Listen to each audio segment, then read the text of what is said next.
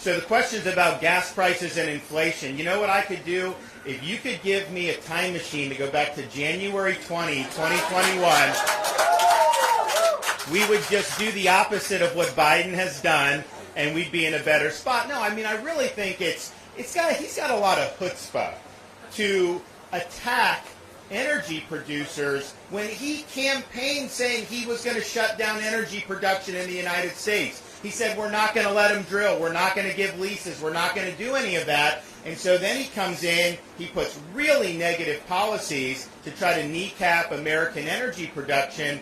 And of course, that's been a huge driver as to why we now have gas higher than we have ever seen it before in my lifetime in this country. And so he has facilitated this, and I think that's had a huge impact on overall inflation because everything that's produced relies on energy, and when those energy costs go up, it has an effect across the board. Obviously, when you're printing trillions of dollars, the money supply, that has caused it to go up as well. So I think there have been a series of policy misjudgments. What I would do is I would say, and he will not do this, but he should admit he was wrong, and he said, you know what, we need to be energy independent.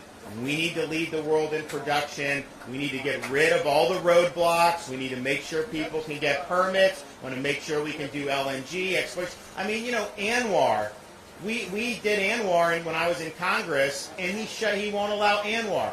Let's build pipelines, not just Keystone, but there's other pipelines. You know, you have like the Marcellus Shale, Ohio and Pennsylvania. They don't have pipelines to get it to the rest of the area because FERC, the federal agency, won't permit these pipelines. So you have it within your control to really, really move the needle. And here's the thing, this energy, the markets are very forward-looking. If he were to come in and just really, really double down on American energy and have policy to reflect that, look, it would represent a complete 180.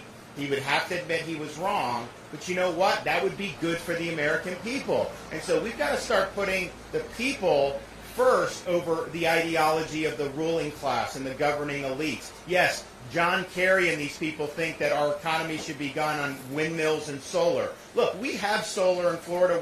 We'll have more, and I'm happy with that. That is not enough, okay? The windmills are not enough. You have to have oil and gas to be able to power a modern economy. And so these have been really, really, I think, devastating decisions. I think it did not have to happen. You know, he inherited a situation that was much better. He's made it a lot worse. But you look, he's now complaining about the refining capacity. You can't get a refinery permitted if you want to expand capacity. And when you say you're going to shut down the industry, who's going to put capital down to want to expand there when you know the federal government's going to try to kneecap you, right out of the starting block? So he needs to reverse course here. I don't think he will. But at the end of the day, the American people are paying the price when you're looking at these gas prices. And, as high as it is, I'm looking around here, a lot of states are even higher than what we're seeing in Florida. There have been places like in Nevada, these places,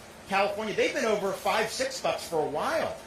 And so this is really, really problematic, and it has a huge impact on people's ability to make ends meet, and it permeates things like what you see at the grocery store. That's why I think I get such a kick out of them saying inflation was 8.6. That was not a good number, but it's much higher when you look at the things that really count in somebody's everyday life. When you look at the gasoline, when you look at groceries, when you look at utilities, all those different things have gone up way more than 8.6%. And the things that have gone up less than that are things that really aren't as essential as the things that really make that make a significant impact on people's daily lives. And so I sometimes, he needs to take responsibility. He's always trying to blame other people. He's always trying to create a scapegoat. I guess his position is that it wasn't until he became president that oil companies are trying to make profits. Like, they're gouging now. They weren't doing that for the last 25 years. All of a sudden, just now, they're doing that.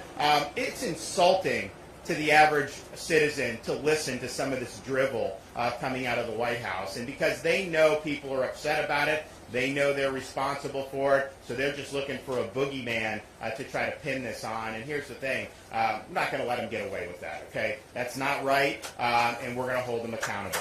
All right. Thanks, guys.